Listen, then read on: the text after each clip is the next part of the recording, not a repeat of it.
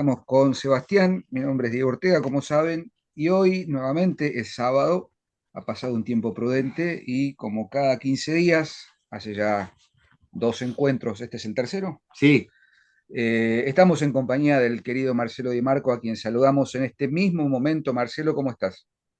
Muchas gracias, muchachos. La verdad que muy, pero muy feliz. Estoy justamente, la cantidad de comentarios, de vistas, de elogios, de precisiones que nos han hecho ahí Octavio Fernández Solano, muy, muy bien, aclarando un tema muy interesante. Lean, por favor, los sí, comentarios que tiene la audiencia. No, no me refiero a ustedes, por supuesto, pero a la teleaudiencia, porque se puede aprender muchísimo, muchísimo. exactamente. Apareció hace muy poco un comentario realmente interesantísimo sobre Marcelo Cohen, sobre su publicación. Mirá que serendipia increíble, la publicación que hizo justamente de Plop, de Pinedo. Ujú. La verdad que les agradezco mucho todo eso y les comento algo a nuestra querida teleaudiencia. Ya van dos, nada menos que dos nuevos alumnos en el taller de corte y corrección, Nos gracias alegramos. a don Sebastián Porrini y don Diego Ortega y ADHTV. La verdad que estoy agradecidísimo, abrazándolos desde acá, desde Mar del Plata, recién regresado de Buenos Aires. ¿Por qué fui a Buenos Aires? Por esto que tenemos acá. Ah, vale, Ah, ¿Qué es esto? Salomé. Ah, Salomé. muy bien. Bueno, miren, si musicalmente, tenemos versiones como esta. A mí me importa un pepino que en la puesta de escena pongan un pescado colgado boca abajo, ¿viste? Honestamente, el nivel de producciones en el mundo de ópera son absolutamente ridículas en cuanto a lo que hace a la regia. En cuanto a lo musical, en cuanto a lo musical, uno se olvida de ese escenario giratorio usado, vaya a saber para qué, porque ya es un abuso prácticamente, pero esta maravillosa ópera de Richard Strauss de 1905 encuentra en Philippe Auger un directorazo impresionante.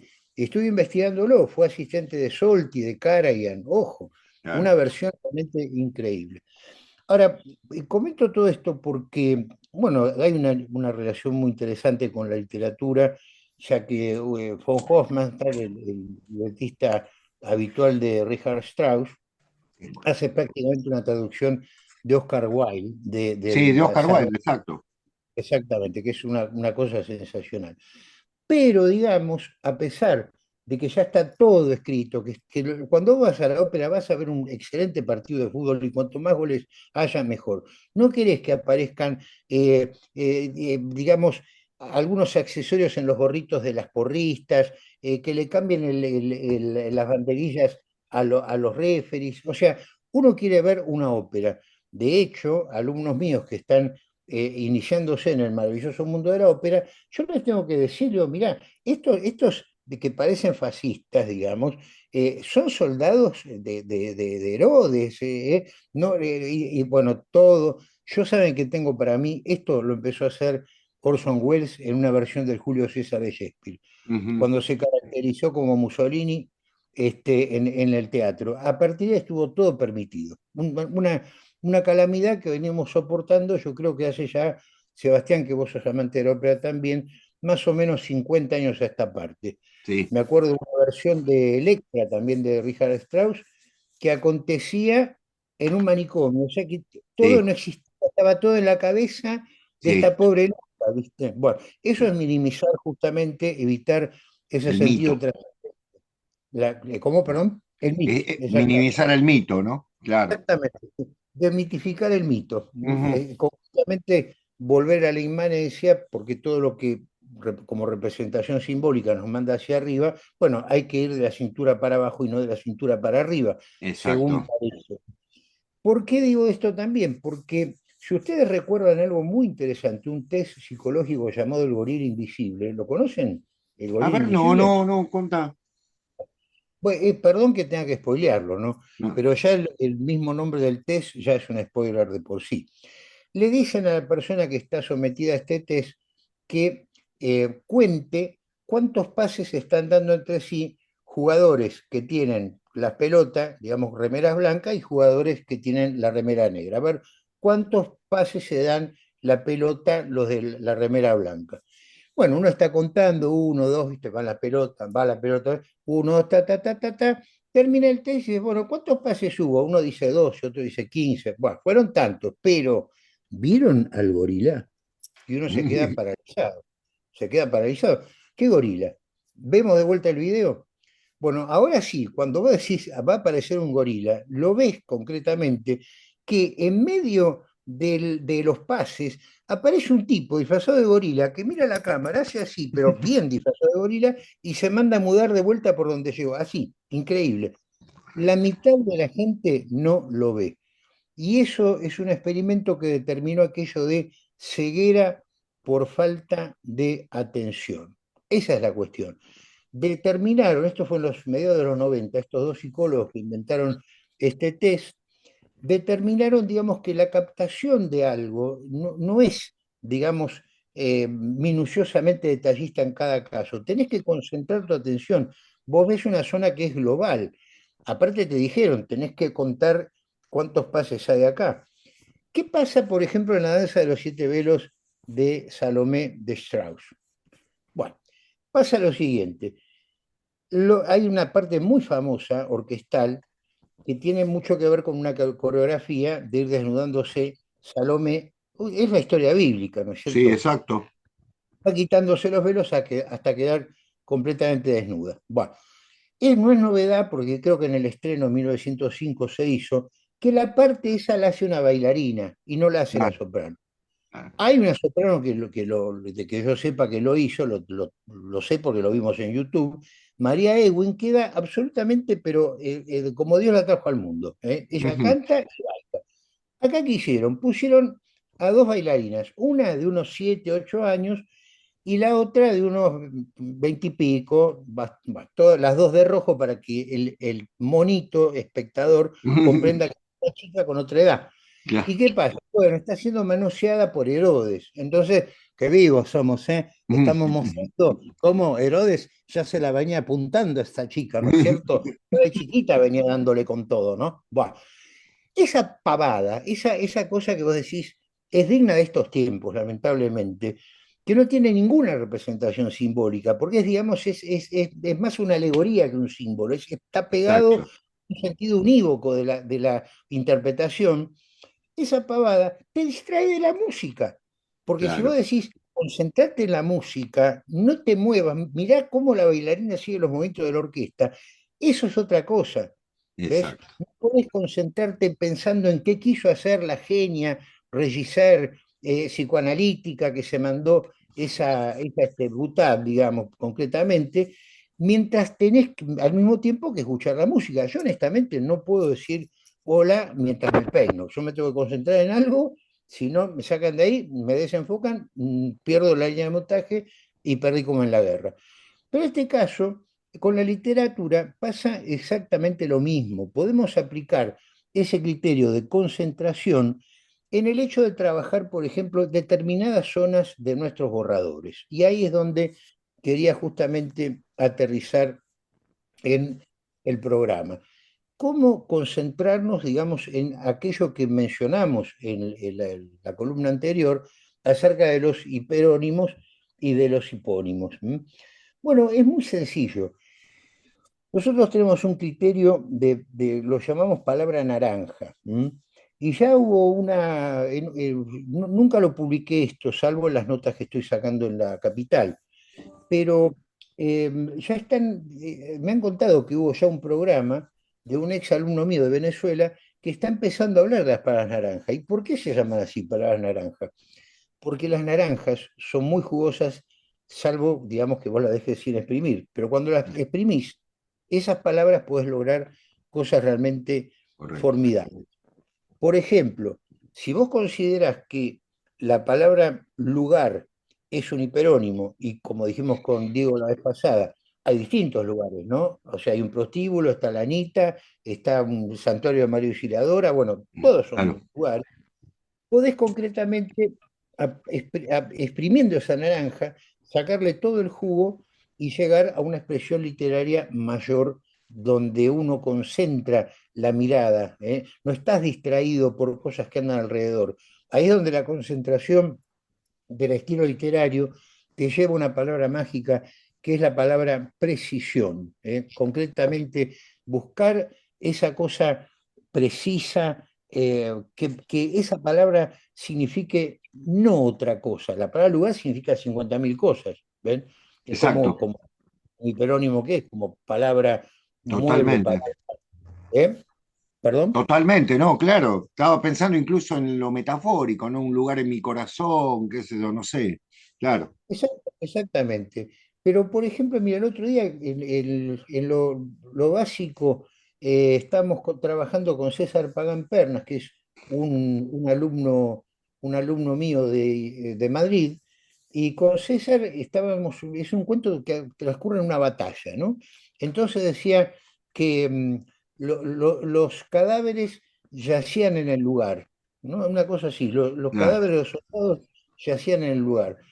Bueno, nos concentramos en eso, buscamos, digamos, concentrarnos en esa danza de Salomé, no en lo que piensa la regisseur que tiene que ser la danza de Salomé, sino lo que inventó realmente von Hofmannsthal con Richard Strauss. Nos concentramos en eso, buscamos esa palabra naranja, la palabra lugar, y yo les pido también a nuestra teleaudiencia que busquen sus borradores esa palabra porque aparece siempre, siempre. Y llegamos, por ejemplo, a que los cuerpos, los cadáveres de los soldados yacían en el campo de batalla. ¿Eh? Ujú, O sea, que ese lugar empezó a tener nombre y apellido, empezó a convertirse en algo, digamos, que concentra mucho más la atención del lector. Eh, con el tema de la precisión hay que tener mucho, mucho cuidado. La palabra conticinio, por ejemplo, es una palabra justa. La verdad que no quiero tomar ese examen, por favor, pero ¿oyeron hablar de esa palabra? Conticinio. conticinio. En mi ¿Qué caso no. conticinio? Bueno, el conticinio es ni más ni menos el momento de la noche en donde todo está en quietud y en silencio. ¿Mm? Ajá. Exacto. Quiere decir, por ejemplo, que aquel tango que dice el músculo duerme, la ambición descansa, ¿no? Sí. En la noche ya todo está en calma. Ujú. Imagínate Gardel diciendo es el conticinio, está Ah. todo. ¿Qué pasaría con el escucha de ese tango? Y se quedaría un poquito en polainas, ¿no es cierto? Claro. Conticinio, ¿qué será? Haroldo Conti que se ciñó una corona. No sé qué sea. Pero la cuestión es que efectivamente ahí está un poco derribado el tema de que siempre hay que ser preciso. Porque resulta que vos buscás la definición de la palabra conticinio, el diccionario, y es más poética que la palabra en sí. Claro. Dice, el tiempo de la noche en que todo está en quietud y serenidad o calma, una hermosura. Ujú, Jamás puede uno pensar que yo voy a estar diciendo, bueno, seamos imprecisos. Lo que quiero decir es que hay una sola regla que domina todo. Es la única regla que yo realmente conozco. Es simplemente aquello de que el contexto es el que manda. Porque si yo a mi gente le digo, mira, tenés que ser preciso a toda costa. claro. La palabra circunstante, por ejemplo. La palabra circunstante es un poco más conocida. Es maravillosa porque los circunstantes son todos. O sea, vos salís a la calle y ves circunstantes. El Exacto. diccionario, no, el público de un teatro son circunstantes, ¿viste? Es una palabra muy, muy precisa también. Ya no es gente, son la gente que anda por ahí. Ese es el circunstante, la gente que anda alrededor. Yo pensé para mí, qué interesante esto, pero jamás en mi vida voy a utilizar esa palabra. Primero porque no la conoce nadie, ¿no? En primer lugar. Y después, ¿cómo hago? Digamos, ¿por qué la precisaría? ¿No es mejor decir salí a la calle y vi a la gente caminando, los peatones, que es muy fea palabra? Sin embargo, en Memorias de un cazafantasma, perdón por la autorreferencia, pero es un cuento mío, en Memorias de un cazafantasmas pude meter esa palabra. No es que estaba empeñado en Ah, meterla, dije, ah, este es un personaje anciano, es una persona culta y es un paseante, digamos, del jardín botánico, está contando sus experiencias, dicho de paso, para que no lo sepa, en un tiempo se enterraba gente en el jardín botánico, ¿eh? Sí. Ojo, con la anuencia de los peones, es terrible esto, ¿no? Cayó, digamos, todo el peso de la ley y ya no se hace más. Por eso yo me basé en eso para el tema de Memorias de un cazafantasma. Como era un señor mayor y con un lenguaje, digamos, refinado, en una cuestión culta, pude poner la palabra entonces circunstantes, pero siempre como Alejo Carpentier recomendaba, cuando uno pone una palabra, ¿qué autor olvidado Carpentier, dicho de Un paso, ¿eh? genio, un genio. Bueno, digamos, él decía, cuando vos tengas una palabra zonal muy, muy del lugar, rodéalo de un contexto para que el lector no se pierda. ¿M? Bueno, concretamente pasamos de esta impresión que me dio tan grata la maravillosa música de Richard Strauss, interpretada por este directorazo, ¿m? Pasamos, digamos, a la zona de la atención y cómo uno puede, aterrizando en términos literarios, ir a concentrar la atención del lector en lo que realmente uno quiere que se concentre y no en otra cosa. Ayer estaba ayudando a Nomi con autorizado por ella, les muestro esto, estaba ayudándola con el tema de su nota que va a salir el domingo, ahora sale en La La Capital. capital. Era una comparativa entre Jack London y Carlos Gardini. Los Ajá. dos una barrenada, digamos, en un caso de Bardini, de una ola de 300 metros de un barco. ¿M? Ujú. Y en el caso de Jack London, una barrenada de Jack London en aquella novela El viaje del... No es una novela, es una especie de autobiografía, un relato autobiográfico, El viaje del Snark. Este, y Nomi empezó diciendo así, viene rugiendo la ola, no la veo, la presiento, soberbia, imparable. Preparo el barrenador siguiendo las instrucciones de mi hombre, me acuesto de panza sobre ella y me abandono. Una fuerza impetuosa me levanta, el agua es un animal de piel deliciosamente fría que corre bajo mi cuerpo, soy parte del torrente. La orilla se acerca a una velocidad prodigiosa. Cuando llego y me levanto de la arena, todavía quedan el temblor y el éxtasis de mi primera barrenada. Bueno, Nomi llegando a los 70 se mandó su primera barrenada y ahí fue, digamos, la inspiración para comparar esos dos textos de London y de Gardini. Pero yo le agregué, le digo, mira, vamos a hacer una cosa. Vamos a agregarle estas 5 palabritas que van a funcionar como una especie de remolcador para el lector. En lugar de empezar diciendo, viene rugiendo la ola, no la veo, la presiento, soberbia, imparable, empezamos así ahora. Así va a salir la nota el domingo. Playa Bahía Bonita, coma, verano de 2025. Viene rugiendo la ola, no la veo. ¿Qué fue lo que pasó ahí? La ubicación, Claro. el hecho de hacer que el lector se concentre en un lugar determinado. A partir de ahí, vos podés llevarlo hacia adelante para que las cosas vayan en la dirección rítmica que vos querés que vaya el texto. Pero lo primero es plantearle esa precisión, lugar y tiempo. Playa Bahía Bonita, coma, verano 2025. Es una especie ¿vieron como la aguja, la burbuja, quiero decir, del Sí, albañil, del que queda nivel, claro. en nivel? Bueno, ese tiempo hace, ese aquí y ahora del relato es lo que marca la diferencia. Es lo que marca la diferencia. Pasa algo parecido también con Ernesto Sábato en El túnel, ¿no es cierto? Cuando en lugar de decir, bueno, nadie puede saber cuándo fue el mejor tiempo, porque siempre el tiempo pasado para mí no fue el mejor, sino el peor, ta, ta. Y uno dice, ¿a quién me importa esto? Pero ¿cómo empieza El túnel Sábato? Mi nombre es Juan Pablo Castel, soy el asesino de María Iriarne, el caso sale en todos los diarios.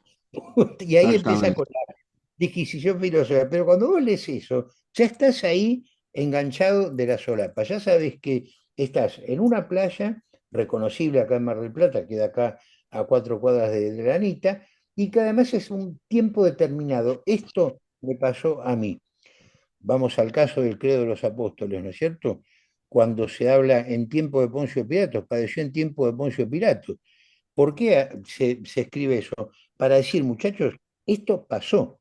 ¿eh? Claro, Pasó en el verano de exacto, 2025. Esto es exacto. historia, esto ha pasado. Entonces me lo creo más, me lo Exacto. creo más.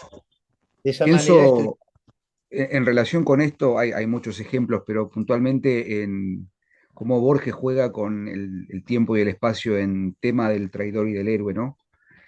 Ujú. Propone distintas posibilidades, bueno, y finalmente Junín, Junín podría ser sí.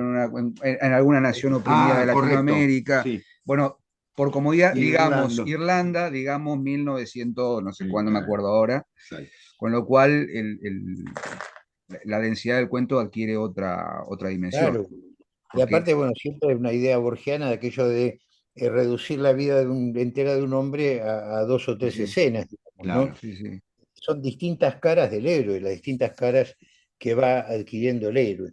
exactamente. Borges realmente la tenía muy, pero muy clara en todo. Hay algo que a mí me fascina y que a raíz de lo que pasó hace muy poco, no sé si se enteraron que la Balandra declaró desierto el premio Abelardo Castillo. No lo sabían. Bueno, no, les cuento que fue realmente, les voy a leer. Dice, nuestra decisión se basa en una pormenorizada lectura de los cuentos de la preselección, atendiendo al uso de los recursos del lenguaje, dominio de la puntuación y sintaxis, comprensión de la estructura narrativa, construcción de los personajes y tratamiento del tema. Lamentablemente, no encontramos en ninguno de los textos recibidos, conforme a lo que representa un premio literario, un dominio distintivo de las premisas básicas de la escritura de un cuento o de la escritura literaria a secas. Consideramos que el cuento premiado debe alcanzar ese nivel de calidad que implica su distinción y posterior publicación. Encontramos, sin embargo, en los 7 cuentos seleccionados una calidad literaria en ciernes. Supónganse que ustedes mandaron al concurso y son parte de estos seleccionados. Les pregunto cómo se sentirían, ¿no? Encontramos, sin embargo, en los 7 cuentos seleccionados una calidad literaria en ciernes, una serie de textos en los que se lee una búsqueda de la belleza, un manejo de la tensión y la sutileza, una torsión literaria del tiempo, una interesante apuesta a expandir los límites del realismo, elementos dignos de ser reconocidos y de encabezar esta invitación a no contentarse rápidamente.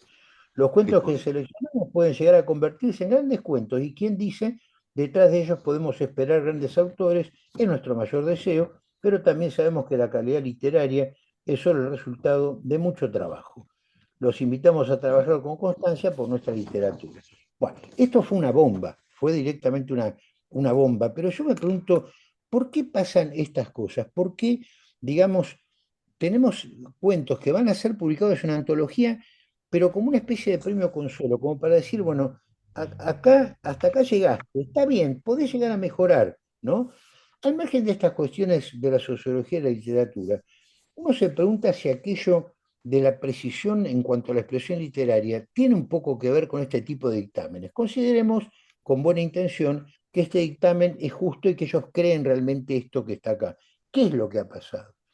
Bueno, ha pasado a mi modo de ver que se han confundido tanto las fronteras entre el cuento y el caso, la anécdota y lo que hoy día se está llamando arbitrariamente como relato, que ya todo es un cuento. Pero claro, aparece un jurado como Silvio Iparraguirre, miembro de este jurado de la Balandra, y dice, no, pará, no todas las cosas son cuentos, no todo es cuento. Ojo, Exacto. tenemos acá que considerar que hay cuestiones de construcción, de tiempo, etcétera, que no están.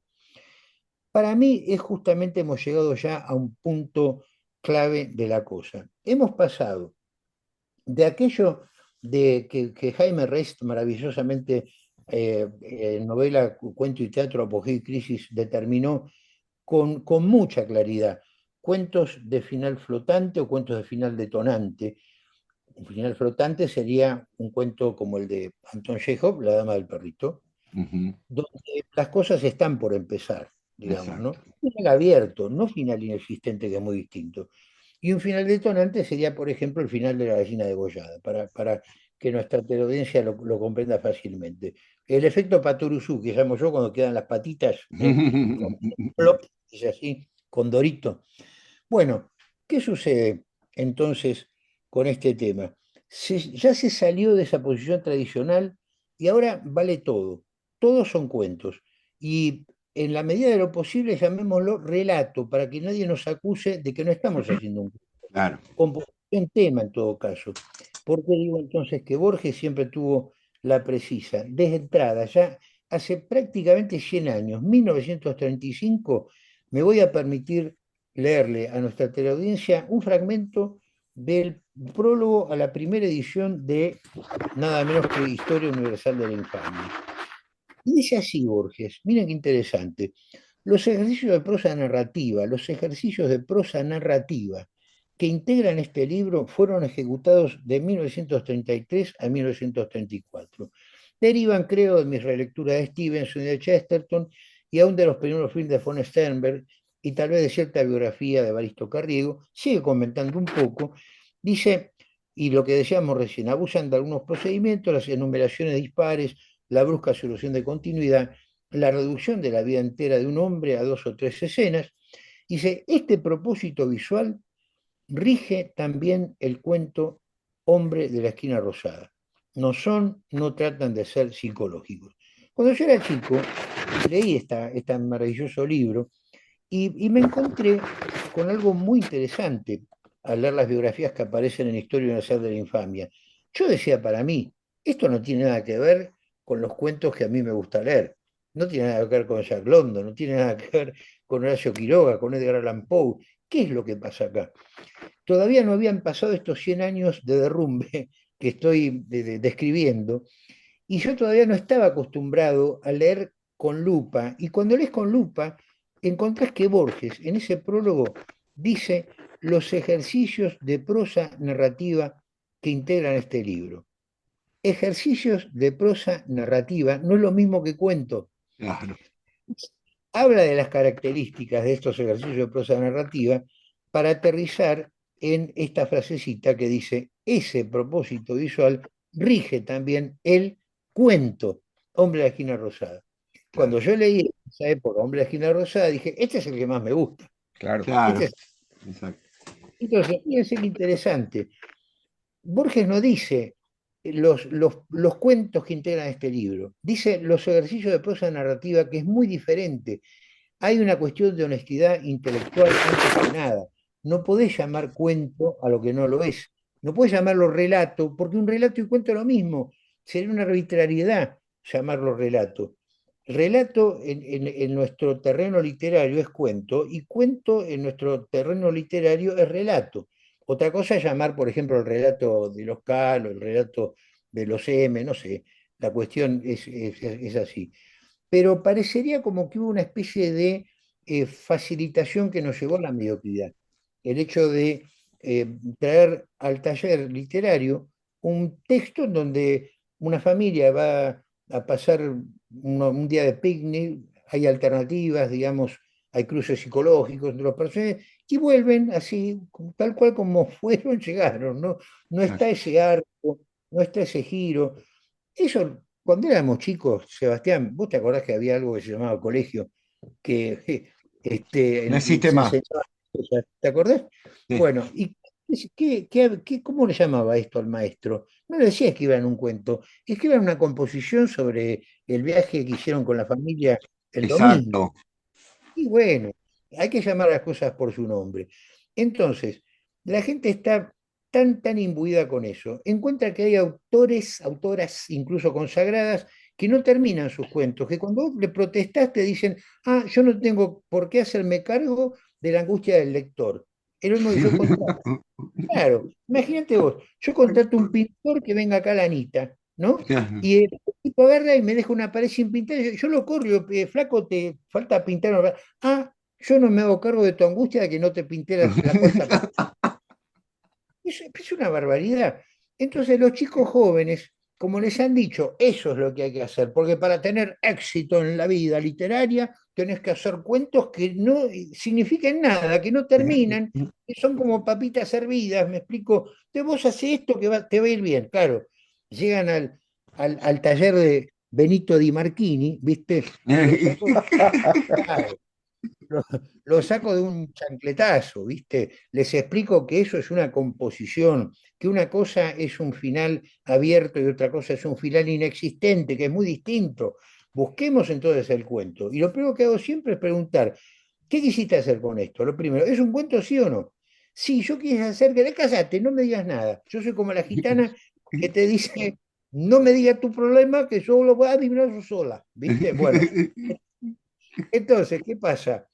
Me decís, ¿es un cuento sí o no? Sí, empieza y termina, pues esa es la otra. Esa es la otra que ya la tengo recontra calada desde 50 años de taller literario. Empieza el cuento, vamos llegando al final, digo, mira, esto no termina. El punto final del lector está mucho después de donde lo pusiste. Ah, lo que pasa es que te traje el comienzo nada más. Y ahí me engramparon, ¿viste? Directamente. Entonces, claro, entonces les pregunto, perdón, ¿es un cuento sí o no? Sí, bueno. ¿Y empieza y termina? Sí, Marce. O no, Marce, solamente el comienzo. Y listo, ya está. Pero Perfecto. nosotros en nuestro taller nos dedicamos precisamente a eso. De paso, bueno, voy a saludar, si me permiten, a Lucas y a Salvador, que son esas dos personas que gracias a ustedes se sumaron al taller. Y que espero que en nuestra cuarta columna la gente siga sumándose. Y bueno, creo que ya hemos redondeado todo un lindo tema, aquello de la precisión y de los términos, ¿no? Porque una cosa es un cuento y otra cosa es un ejercicio de prosa narrativa y una cosa es un conticinio y lo mismo es también el momento de paz y calma y serenidad que se da en medio de la noche. Maestro, muchísimas gracias. Clarísimo, como siempre. Yo estoy pensando lo siguiente, viene la cuarta columna, el tema va a ser la quinta La columna. quinta columna, ahí Claro. está, la No le quinta gusta, columna. ¿eh? Ahí Marcelo te quiero ver, ¿eh? Te quiero ver Ah, con la... ayer era un plato porque yo les comentaba al cuñado de Carmen Polo, la, la, si no es increíble. José Serrano Suñer lo llamaban, así como a Franco lo llamaban el generalísimo, los chicos se mataban de risa. ¿A este cómo lo llamaban? El cuñadísimo. El cuñado dice... Mirá, y el concepto de quinta columna es genial. Es ese gracejo español, ¿eh? Sí, que, se, sí, que se aplica en todos los ámbitos de la vida. El totalmente. cuñadísimo. El cuña. Pero bueno, aquello de la Marce, quinta columna es algo que se creó, justo se inventó el término en la Cruzada Española, ¿no? exacto. Marce, nos estamos viendo entonces para la próxima, que es la cuarta. Y bueno, gracias como siempre, no Un sabes placer enorme. el aporte Espero que enorme para este canal. espero que les haya gustado y que, bueno, a la gente les sirva, ¿no? De recordar aquello de la naranja que se exprime para sacarle más juguito. Hasta Totalmente. pronto. Gracias, Un Gracias, abrazo Marcel. enorme, Marcelo. Abrazo. Nos estamos viendo. gracias. Vamos en patota hoy. Sí. Perfecto. Se ve, hay una barra negra que me tapa ahí. Acá te vemos bárbaro, ¿eh? Ah, me ven, bueno, y Eh, si queda bien grabado, fantástico. Bien. Ah, espera que dice acá la reunión se está grabando, aceptar. Sí, Ah, ahí se borró la línea negra ahí mía. está. Muy bien. Bueno, ahora. Bueno, ¿qué tal? Bienvenidos a todos los que nos están viendo. Aquí estamos con Sebastián. Mi nombre es Diego Ortega, como saben, y hoy nuevamente es sábado.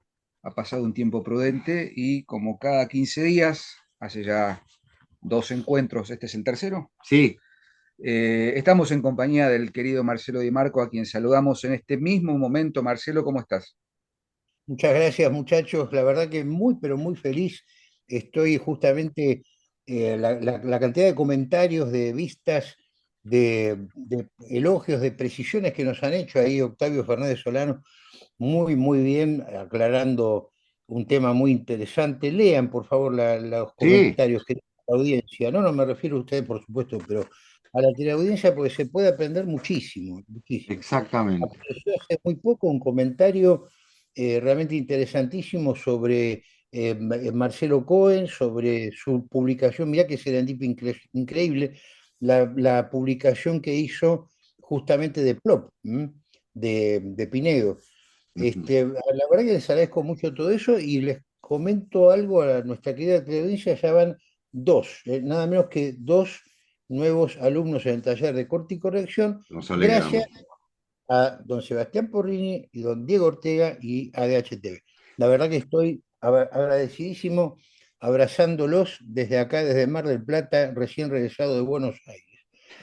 ¿Por qué fui a Buenos Aires? Por esto que tenemos acá. Ah, pale, Ah, ¿Qué es esto? Salomé. Ah, Salomé. muy bien. Bueno, miren, si musicalmente, tenemos versiones como esta. A mí me importa un pepino que en la puesta de escena pongan un pescado colgado boca abajo, ¿viste? Honestamente, el nivel de producciones en el mundo de ópera son absolutamente ridículas en cuanto a lo que hace a la regia. En cuanto a lo musical, en cuanto a lo musical, uno se olvida de ese escenario giratorio usado, vaya a saber para qué, porque ya es un abuso prácticamente, pero esta maravillosa ópera de Richard Strauss de 1905 encuentra en Philippe Auger un directorazo impresionante. Estuve investigándolo, fue asistente de Solti, de Karajan, ojo, una Claro. versión realmente increíble. Ahora, comento todo esto porque, bueno, hay una relación muy interesante con la literatura, ya que von Hofmannsthal, el libretista habitual de Richard Strauss, hace prácticamente una traducción de Oscar Wilde, Sí, del de Oscar Salomé, Wilde, exacto. exactamente, que es una cosa sensacional. Pero, digamos, a pesar de que ya está todo escrito, cuando vas a la ópera vas a ver un excelente partido de fútbol y cuanto más goles haya, mejor. No querés que aparezcan, digamos, algunos accesorios en los gorritos de las porristas, que le cambien las banderillas a los referees. O sea, uno quiere ver una ópera.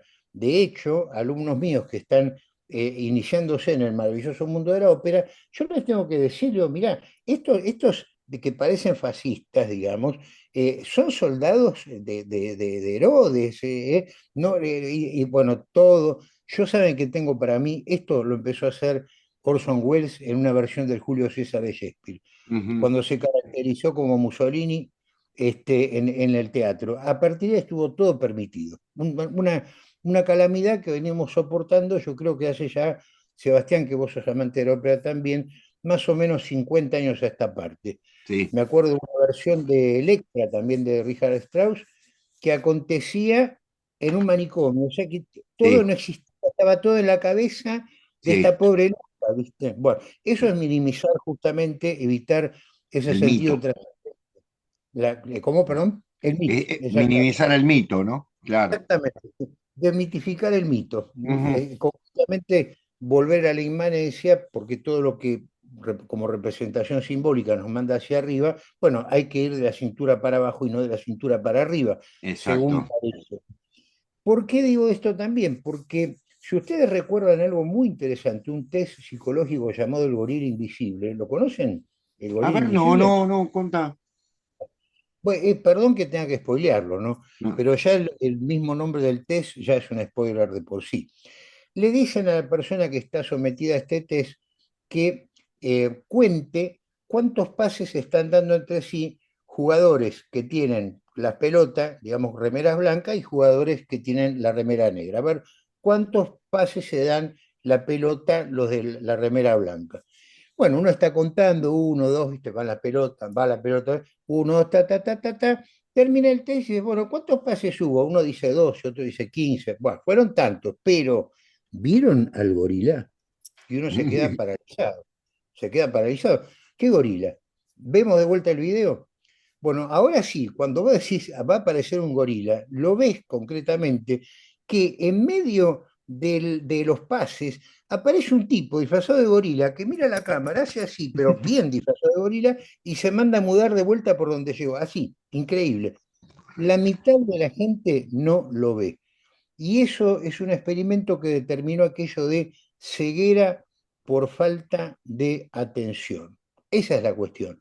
Determinaron, esto fue en los mediados de los 90, estos dos psicólogos que inventaron este test, determinaron, digamos, que la captación de algo no es, digamos, minuciosamente detallista en cada caso. Tenés que concentrar tu atención.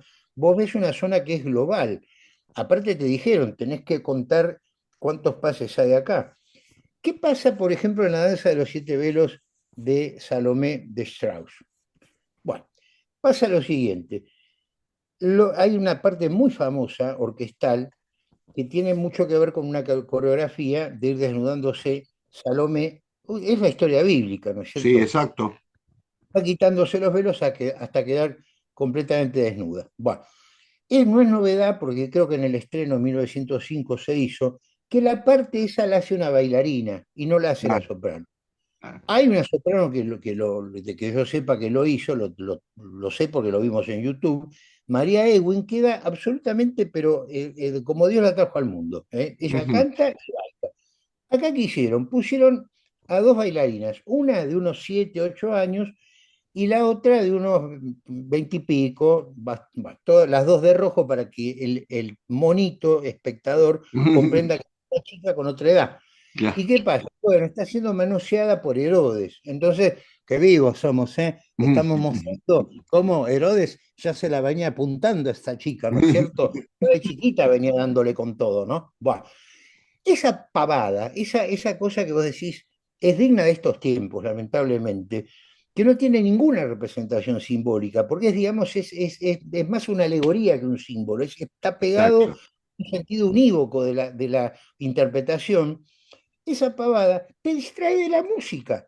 Porque si vos claro. decís, concentrate en la música, no te muevas, mirá cómo la bailarina sigue los movimientos de la orquesta, eso es otra cosa.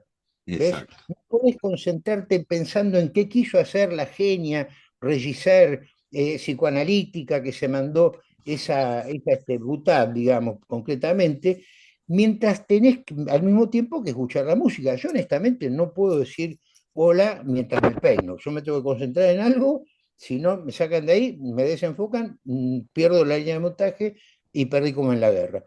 Pero en este caso, con la literatura pasa exactamente lo mismo. Podemos aplicar ese criterio de concentración en el hecho de trabajar, por ejemplo, determinadas zonas de nuestros borradores. Y ahí es donde quería justamente aterrizar en el programa.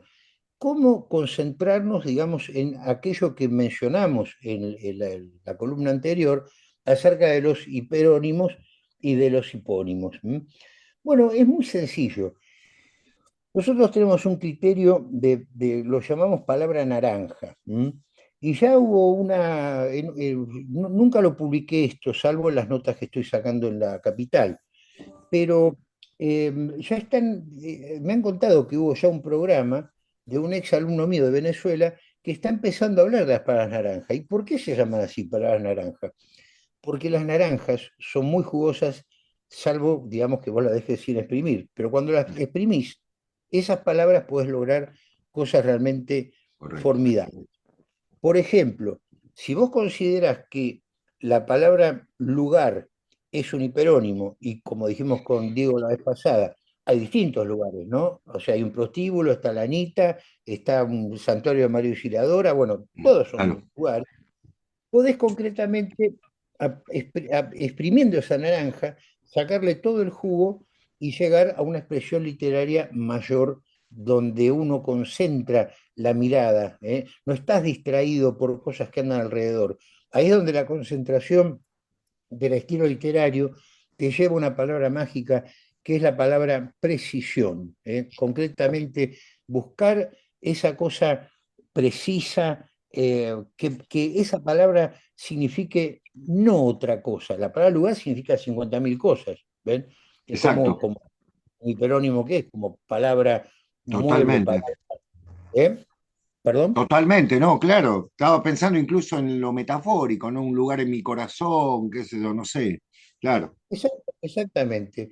Pero, por ejemplo, mira, el otro día en lo básico estamos trabajando con César Pagán Pernas, que es un alumno mío de Madrid, y con César es un cuento que transcurre en una batalla, ¿no?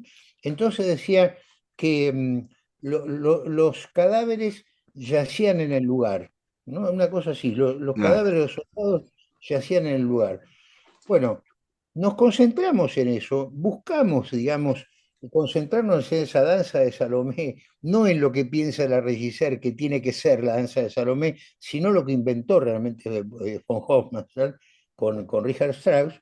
Nos concentramos en eso buscamos esa palabra naranja, la palabra lugar, y yo les pido también a nuestra teleaudiencia que busquen sus borradores esa palabra porque aparece siempre, siempre.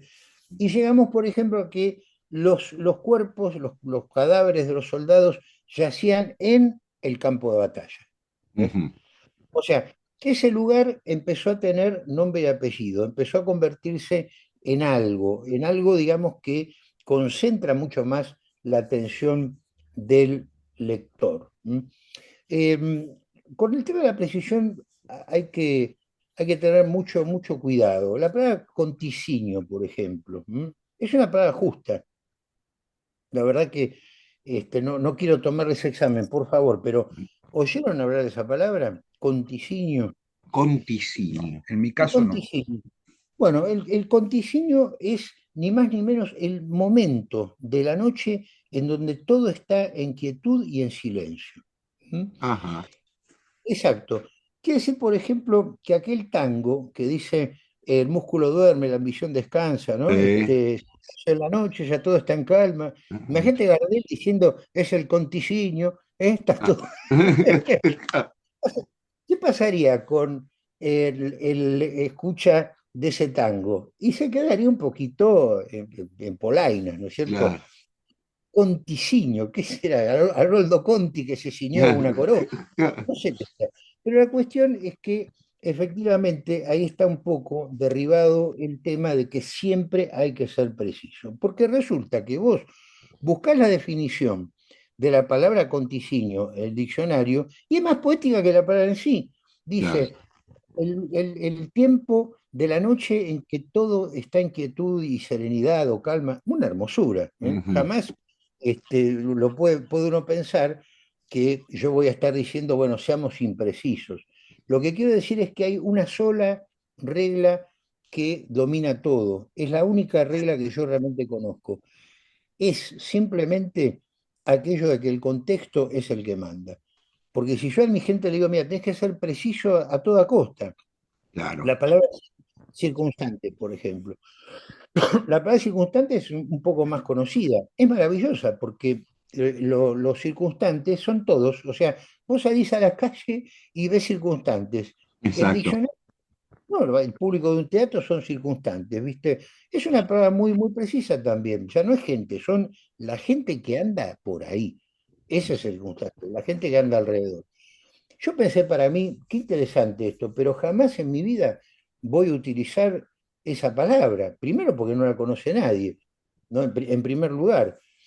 Y después, ¿cómo hago? Digamos, ¿por qué la precisaría? ¿No es mejor decir salí a la calle y vi a la gente caminando, los peatones, que muy fea palabra? Sin embargo, en Memorias de un cazafantasma, perdón por la autorreferencia, pero es un cuento mío, en Memorias de un cazafantasmas pude meter esa palabra. No es que estaba empeñado en Claro. meterla, dije, este es un personaje anciano, es una persona culta y es un paseante, digamos, del jardín botánico, ¿eh? Está contando sus experiencias, dicho de paso, para el que no lo sepa, en un tiempo se enterraba gente en el jardín botánico, ¿eh? Sí. Ojo, con la anuencia de los peones, es terrible esto, ¿no? Cayó, digamos, todo el peso de la ley y ya no se hace más. Por eso yo me basé en eso para el tema de Memorias de un cazafantasma. Como era un señor mayor y con un lenguaje, digamos, refinado, en una cuestión culta, pude poner la palabra entonces circunstantes, pero siempre como Alejo Carpentier recomendaba, cuando uno pone una palabra, ¿qué autor olvidado Carpentier, dicho de Un paso, ¿eh? genio. Un genio. Bueno, digamos, él decía, cuando vos tengas una palabra zonal muy, muy del lugar, rodéalo de un contexto para que el lector no se pierda. ¿M?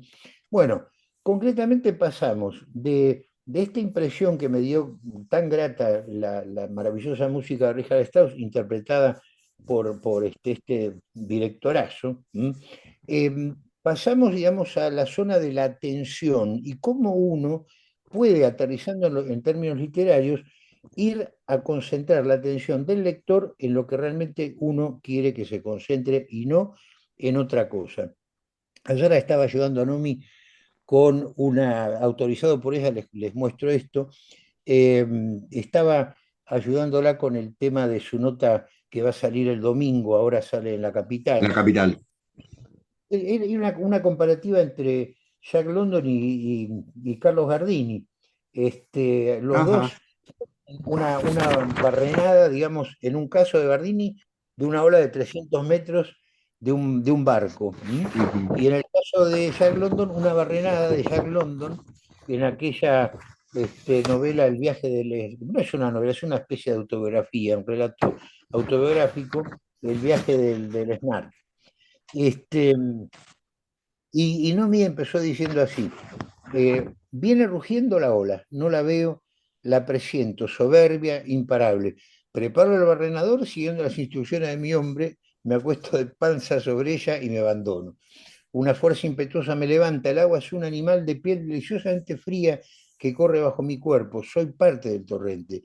La orilla se acerca a una velocidad prodigiosa. Cuando llego y me levanto de la arena, todavía quedan el temblor y el éxtasis de mi primera barrenada. Bueno, Nomi llegando a los 70 se mandó su primera barrenada y ahí fue, digamos, la inspiración para comparar esos dos textos de London y de Gardini. Pero yo le agregué, le digo, mira, vamos a hacer una cosa. Vamos a agregarle estas 5 palabritas que van a funcionar como una especie de remolcador para el lector. En lugar de empezar diciendo, viene rugiendo la ola, no la veo, la presiento, soberbio, imparable, empezamos así ahora, así va a salir la nota el domingo. Playa Bahía Bonita, coma, verano de 2025. Viene rugiendo la ola, no la veo. ¿Qué fue lo que pasó ahí? La ubicación, Claro. el hecho de hacer que el lector se concentre en un lugar determinado. A partir de ahí, vos podés llevarlo hacia adelante para que las cosas vayan en la dirección rítmica que vos querés que vaya el texto. Pero lo primero es plantearle esa precisión, lugar y tiempo. Playa Bahía Bonita, coma, verano 2025. Es una especie ¿vieron como la aguja, la burbuja, quiero decir, del Sí, albanil, del que queda nivel. en Claro. nivel? Bueno, ese tiempo hace, ese aquí y ahora del relato es lo que marca la diferencia. Es lo que marca la diferencia. Pasa algo parecido también con Ernesto Sábato en El túnel, ¿no es cierto? Cuando en lugar de decir, bueno, nadie puede saber cuándo fue el mejor tiempo, porque siempre el tiempo pasado para mí no fue el mejor, sino el peor, ta, ta. Y uno dice, ¿a quién me importa esto? Pero ¿cómo empieza El túnel Sábato? Mi nombre es Juan Pablo Castel, soy el asesino de María Iriarne, el caso sale en todos los diarios. Y ahí empieza Exactamente. con disquisición filosófica. Pero cuando vos lees eso, ya estás ahí enganchado de la solapa. Ya sabes que estás en una playa reconocible acá en Mar del Plata, queda acá a 4 cuadras de Granita, y que además es un tiempo determinado. Esto me pasó a mí. Vamos al caso del credo de los apóstoles, ¿no es cierto? Cuando se habla en tiempo de Poncio Pilatos, padeció en tiempo de Poncio Pilatos. ¿Por qué se escribe eso? Para decir, muchachos, esto pasó, ¿eh? Claro. Pasó en el verano de Exacto. 2025. Esto es Exacto. historia, esto ha pasado. Entonces me lo creo más, me lo Exacto. creo más. De esa manera estoy... Pienso, en relación con esto, hay muchos ejemplos, pero puntualmente en cómo Borges juega con el tiempo y el espacio en tema del traidor y del héroe, ¿no? Ujú. Propone distintas posibilidades, bueno, y finalmente Junín. Junín podría ser en alguna nación oprimida de Correcto. Latinoamérica, Sí. bueno, por comodidad, digamos Irlanda. Irlanda, digamos 1900, no sé Sí, cuándo me acuerdo ahora, exacto. con lo cual la densidad del cuento adquiere otra dimensión. Claro. Y Porque, aparte, bueno, siempre hay una idea borgiana de aquello de reducir la vida entera de un hombre a 2 o 3 escenas, digamos, ¿no? Claro. sí, sí. Son distintas caras del héroe, las distintas caras que va adquiriendo el héroe. Exactamente. Borges realmente la tenía muy, pero muy clara en todo. Hay algo que a mí me fascina y que a raíz de lo que pasó hace muy poco, no sé si se enteraron que la Balandra declaró desierto el premio Abelardo Castillo. No lo sabían. Bueno, No. les cuento que fue realmente, les voy a leer, dice. nuestra decisión se basa en una pormenorizada lectura de los cuentos de la preselección, atendiendo al uso de los recursos del lenguaje, dominio de la puntuación y sintaxis, comprensión de la estructura narrativa, construcción de los personajes y tratamiento del tema. Lamentablemente, no encontramos en ninguno de los textos recibidos, conforme a lo que representa un premio literario, un dominio distintivo de las premisas básicas de la escritura de un cuento o de la escritura literaria a secas. Consideramos que el cuento premiado debe alcanzar ese nivel de calidad que implica su distinción y posterior publicación. Encontramos, sin embargo, en los 7 cuentos seleccionados una calidad literaria en ciernes. Supónganse que ustedes mandaron al concurso y son parte de estos seleccionados. Les pregunto cómo se sentirían, ¿no?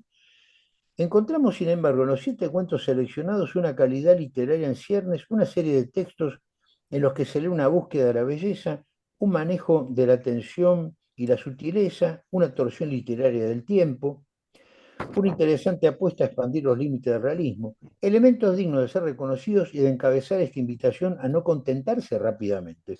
Los cuentos que seleccionamos pueden llegar a convertirse en grandes cuentos y quien dice, detrás de ellos podemos esperar grandes autores, es nuestro mayor deseo, pero también sabemos que la calidad literaria es solo el resultado de mucho trabajo.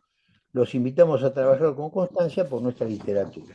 Bueno, esto fue una bomba, fue directamente una bomba, pero yo me pregunto, ¿por qué pasan estas cosas? ¿Por qué, digamos, tenemos cuentos que van a ser publicados en una antología, pero como una especie de premio consuelo, como para decir, bueno, acá, hasta acá llegaste, está bien, podés llegar a mejorar, ¿no? Al margen de estas cuestiones de la sociología y la literatura, uno se pregunta si aquello de la precisión en cuanto a la expresión literaria tiene un poco que ver con este tipo de dictámenes. Consideremos con buena intención que este dictamen es justo y que ellos creen realmente esto que está acá. ¿Qué es lo que ha pasado? Bueno, ha pasado, a mi modo de ver, que se han confundido tanto las fronteras entre el cuento y el caso, la anécdota y lo que hoy día se está llamando arbitrariamente como relato, que ya todo es un cuento. Pero claro, aparece un jurado como Silvio Iparraguirre, miembro de este jurado de la Balanda, y dice, no, pará, no todas las cosas son cuentos, no todo es cuento. Ojo, Exacto. tenemos acá que considerar que hay cuestiones de construcción, de tiempo, etcétera, que no están. Para mí es justamente hemos llegado ya a un punto clave de la cosa. Hemos pasado de aquello de que Jaime Rest maravillosamente en novela, cuento y teatro, Apogeo y Crisis determinó con mucha claridad cuentos de final flotante o cuentos de final detonante. Un final flotante sería un cuento como el de Anton Chekhov, La dama del perrito, Ujú. donde las cosas están por empezar, digamos, ¿no? Exacto. Final abierto, no final inexistente, que es muy distinto. Y un final detonante sería, por ejemplo, el final de La gallina degollada, para que nuestra teleaudiencia lo comprenda fácilmente. El efecto Patoruzú, que llamo yo cuando quedan las patitas, como plop, dice así, con Dorito. Bueno, ¿qué sucede entonces con este tema? Ya se salió de esa posición tradicional y ahora vale todo. Todos son cuentos. Y en la medida de lo posible, llamémoslo relato, para que nadie nos acuse de que no estamos haciendo un Claro. composición tema en todo caso. ¿Por qué digo entonces que Borges siempre tuvo la precisa? Desde entrada, ya hace prácticamente 100 años, 1935, me voy a permitir leerle a nuestra teleaudiencia un fragmento del prólogo a la primera edición de nada menos que Historia Universal de la Infamia. Y dice así Borges, miren qué interesante, los ejercicios de prosa narrativa que integran este libro fueron ejecutados de 1933 a 1934. Derivan, creo, de mis relecturas de Stevenson y de Chesterton y aún de los primeros films de von Sternberg y tal vez de cierta biografía de Evaristo Carriego. Sigue comentando un poco, dice, y lo que decíamos recién, abusan de algunos procedimientos, las enumeraciones dispares, la brusca solución de continuidad, la reducción de la vida entera de un hombre a 2 o 3 escenas. Dice, este propósito visual rige también el cuento Hombre de la esquina rosada. No tratan de ser psicológicos. Cuando yo era chico, leí este maravilloso libro y me encontré con algo muy interesante al leer las biografías que aparecen en Historia Universal de la Infamia. Yo decía para mí, esto no tiene nada que ver con los cuentos que a mí me gusta leer. No tiene nada que ver con Jack London, no tiene nada que ver con Horacio Quiroga, con Edgar Allan Poe. ¿Qué es lo que pasa acá? Todavía no habían pasado estos 100 años de derrumbe que estoy describiendo, y yo todavía no estaba acostumbrado a leer con lupa, y cuando lees con lupa, encontrás que Borges, en ese prólogo, dice los ejercicios de prosa narrativa que integran este libro. Ejercicios de prosa narrativa no es lo mismo que cuento. Claro, Habla de las características de estos ejercicios de prosa narrativa para aterrizar en esta frasecita que dice, ese propósito visual rige también el cuento, Hombre de la Esquina Rosada. claro, Cuando yo leí en esa época Hombre de la Esquina Rosada, dije, este es el que más me gusta. Claro. Este claro, es... exacto. Entonces, fíjense qué interesante. Borges no dice los cuentos que integran este libro, dice los ejercicios de prosa narrativa, que es muy diferente. Hay una cuestión de honestidad intelectual antes que nada. No podés llamar cuento a lo que no lo es. No podés llamarlo relato, porque un relato y cuento es lo mismo. Sería una arbitrariedad llamarlo relato. Relato en nuestro terreno literario es cuento y cuento en nuestro terreno literario es relato.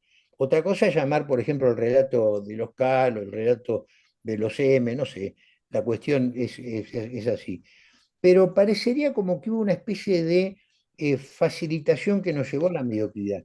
El hecho de traer al taller literario un texto en donde una familia va a pasar un día de picnic, hay alternativas, digamos, hay cruces psicológicos entre los personajes, y vuelven así, tal cual como fueron, llegaron, ¿no? No está Exacto. ese arco, no está ese giro. Eso, cuando éramos chicos, Sebastián, ¿vos te acordás que había algo que se llamaba colegio? Que No existe se más. enseñaba cosas, ¿te acordás? Sí. Bueno, ¿y cómo le llamaba esto al maestro? No le decía que iba en un cuento, es que iba en una composición sobre el viaje que hicieron con la familia el domingo. Exacto. Y bueno, hay que llamar a las cosas por su nombre. Entonces, la gente está tan imbuida con eso. Encuentra que hay autores, autoras incluso consagradas, que no terminan sus cuentos, que cuando vos le protestás te dicen, ah, yo no tengo por qué hacerme cargo de la angustia del lector. Es lo mismo que yo contrato. Claro, imagínate vos, yo contrato un pintor que venga acá a la Anita, ¿no? Claro. Y el tipo agarra y me deja una pared sin pintar. Yo lo corro, y digo, flaco, te falta pintar una pared". Ah, yo no me hago cargo de tu angustia de que no te pinté la cuarta pared. Es una barbaridad. Entonces los chicos jóvenes, como les han dicho, eso es lo que hay que hacer, porque para tener éxito en la vida literaria tenés que hacer cuentos que no signifiquen nada, que no terminan, que son como papitas hervidas, me explico, de vos haces esto que te va a ir bien, claro. Llegan al taller de Benito Di Marchini, ¿viste? Y el tipo, claro, lo, lo saco de un chancletazo, ¿viste? Les explico que eso es una composición, que una cosa es un final abierto y otra cosa es un final inexistente, que es muy distinto.